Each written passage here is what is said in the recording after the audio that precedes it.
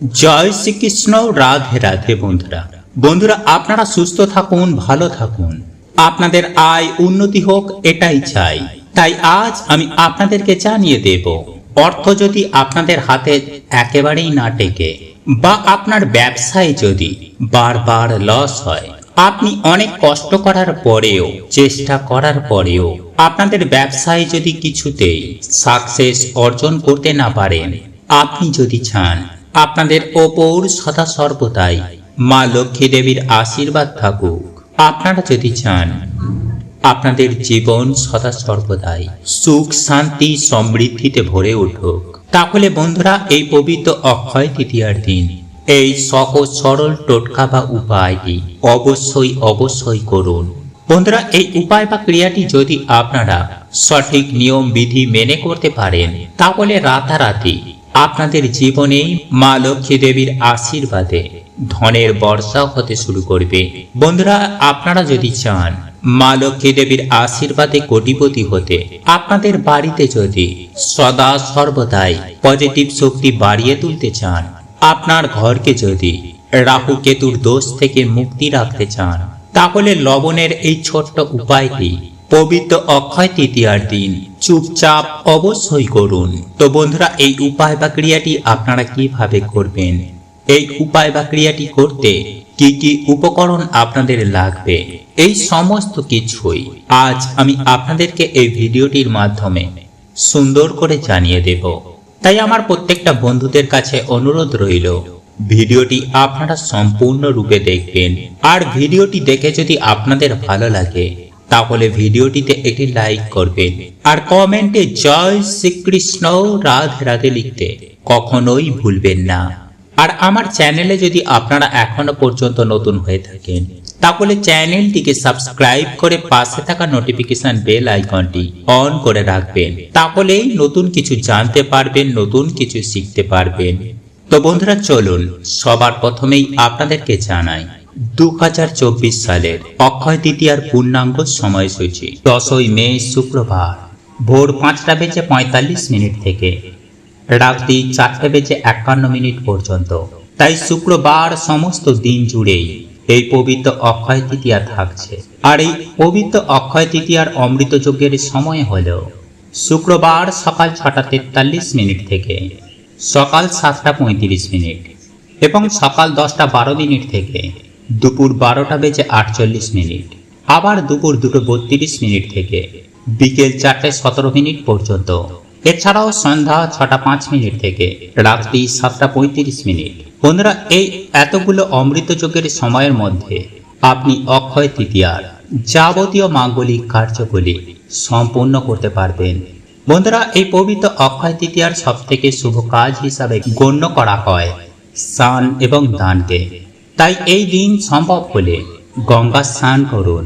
আর আপনারা যদি গঙ্গায় গিয়ে গঙ্গা স্নান করতে না পারেন, তাহলে স্নানের জলে গঙ্গা জল সামান্য মিশিয়েও আপনি এই গঙ্গা স্নান করতে পারেন।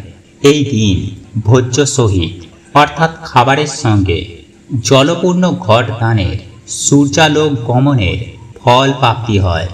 তাই এই দিন সম্ভব হলে কোনো দুস্থ অসহায় গরিব মানুষকে অথবা কোনো নিষ্ঠাবান ব্রাহ্মণ পুরোহিতকে সাত্ত্বিক খাবারের সঙ্গে জল দান করুন। বন্ধুরা আজ আমি আপনাদেরকে যে উপায় বা ক্রিয়াটির কথা জানাচ্ছি, এই উপায় বা ক্রিয়াটি আপনারা সমস্ত নিয়ম বিধি মেনে এই অক্ষয় তৃতীয়ার শুভ মুহূর্তের মধ্যে করবেন। দেখবেন এই উপায় বা ক্রিয়াটি যদি সঠিকভাবে আপনারা করতে পারেন, তাহলে মা লক্ষ্মী দেবীর আশীর্বাদ আপনারা পেয়ে যাবেন, যার ফলে আপনাদের জীবনে কখনোই অন্ন বস্ত্র বাসস্থানের অভাব হবে না। আপনারা সর্ব কাজে জয়ী হবেন, সমস্ত বিপদ আপদ থেকে মুক্তি পাবেন, সেই সঙ্গে বাস্তু দোষ কিন্তু আপনাদের একেবারে দূর হয়ে যাবে। তাই বন্ধুরা আপনারা যদি চান লবণের এই ছোট্ট উপায়টি করে কিন্তু আপনাদের বাড়ির বাস্তু দোষ একেবারে দূর করতে পারেন। কেননা বন্ধুরা লবণের এই উপায় বা ক্রিয়াটির কথা বাস্তুশাস্ত্রে লেখা রয়েছে, আর বাস্তুশাস্ত্র মতে এই উপায় বা ক্রিয়াটি কিন্তু ভীষণই শক্তিশালী একটি উপায়। বন্ধুরা লবণের এই উপায় বা ক্রিয়াটি করলে শুধু যে বাস্তু দোষ দূর হবে তা কিন্তু নয়, সেই সঙ্গে ঘর থেকে নেগেটিভ এনার্জি ও ব্যাকটেরিয়াও কিন্তু একেবারের মতো সমাপ্ত হয়ে যাবে। বন্ধুরা, এর জন্য কিন্তু আপনাকে আপনার বাড়ির সঠিক জায়গায় সঠিকভাবে লবণ রাখতে হবে ও ব্যবহার করতে হবে। বন্ধুরা, এই উপায় বা ক্রিয়াটি যদি সঠিকভাবে করেন তাহলে আপনাদের ঘরে কখনোই রাহু কেতুর অশুভ প্রভাব পড়বে না। মনে রাখবেন, যে বাড়িতেই সদা সর্বদাই লবণ কাঁচের পাত্রে রাখা হয় এমন ঘরে কখনোই কোনো দুর্ঘটনা ঘটে না। ওই ঘরে কখনোই ইলেকট্রিকের কোনো সমস্যা হয় না, কারণ ওই ঘরের ওপর কখনোই রাহু কেতুর অশুভ প্রভাব পড়ে না। তাই আপনারা অতি অবশ্যই চেষ্টা করবেন সদা সর্বদাই আপনাদের গৃহেই কাঁচের পাত্রে লবণ রাখতে। আর যে বাড়িতে কাঁচের পাত্রে লবণ রাখা হয় ওই বাড়ির প্রত্যেকটা সদস্যর জন্মকুণ্ডলিতে রাহু ও কেতু অত্যন্ত মজবুত থাকে। তাই আপনারা বাড়িতে কখনোই লবণ প্লাস্টিক বা স্টিলের পাত্রে রাখবেন না। বন্ধুরা, কাঁচের পাত্রে লবণ রাখলে ঘরে সদা সর্বদাই অতিরিক্ত মাত্রায় পজিটিভ শক্তি বাড়তে থাকে। এর ফলে আপনাদের ঘরে ধন সম্পত্তির অভাব থাকবে না।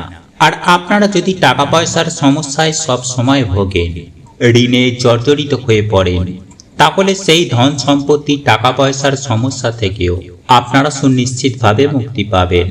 বা আপনি যদি যে টাকা পয়সা উপার্জন করছেন বা যতটা পরিমাণ টাকা পয়সা উপার্জন করতে চাইছেন কিন্তু সেই টাকা পয়সা উপার্জনের পথ খুঁজে পাচ্ছেন না, তাহলে এই উপায় বা ক্রিয়াটি করলে আপনারা কিন্তু টাকা পয়সা উপার্জনের পথ অবশ্যই খুঁজে পাবেন।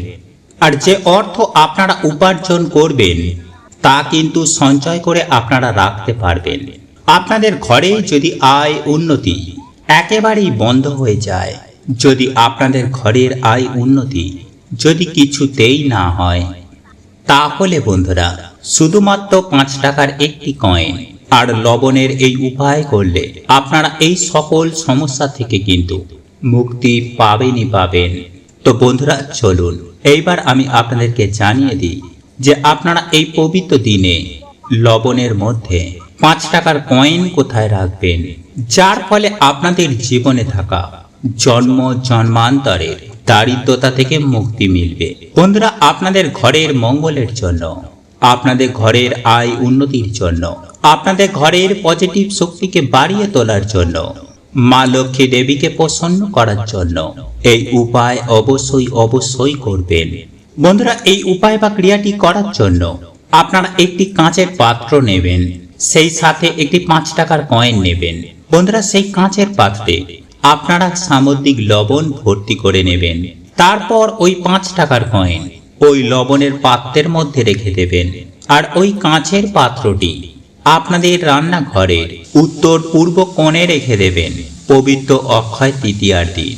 বন্ধুরা, এই উপায় বা ক্রিয়াটি কিন্তু আপনারা এই অক্ষয় তৃতীয়ার দিন ছাড়াও যে কোনো বৃহস্পতিবার দিনকেও অবশ্যই করতে পারেন। আর এই উপায় বা ক্রিয়াটি করবার সময় অবশ্যই মা লক্ষ্মী দেবীর নাম স্মরণ করবেন।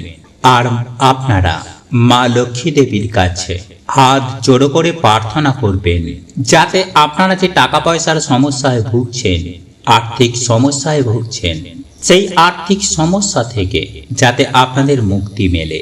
তাই অবশ্যই আপনারা এই উপায় বা ক্রিয়াটি করবার সময় হাত জোড়ো করে মা লক্ষ্মী দেবীর সামনে প্রার্থনা করবেন।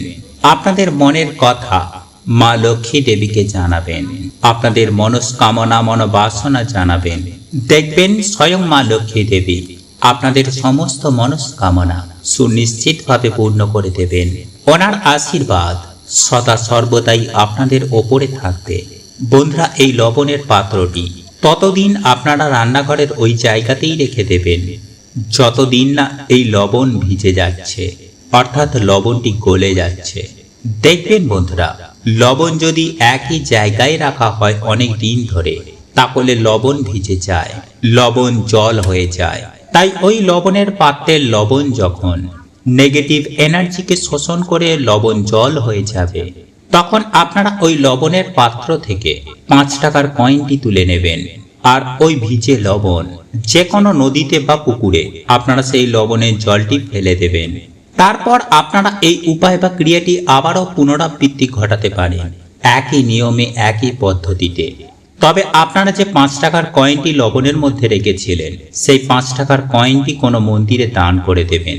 দেখবেন মা লক্ষ্মীর আশীর্বাদে আপনাদের জীবনে থাকা সমস্ত রকমের দুঃখ, কষ্ট, জ্বালা যন্ত্রণা, রোগ ব্যাধি, দারিদ্রতা কেমন নাশ হয়ে গেছে। শুধু তাই নয় বন্ধুরা, একই সঙ্গে মা লক্ষ্মীর আশীর্বাদে আপনাদের জীবনে প্রচুর প্রচুর অর্থের সমাগম হবে। আপনারা রাতারাতি কোটিপতি হয়ে যাবেন।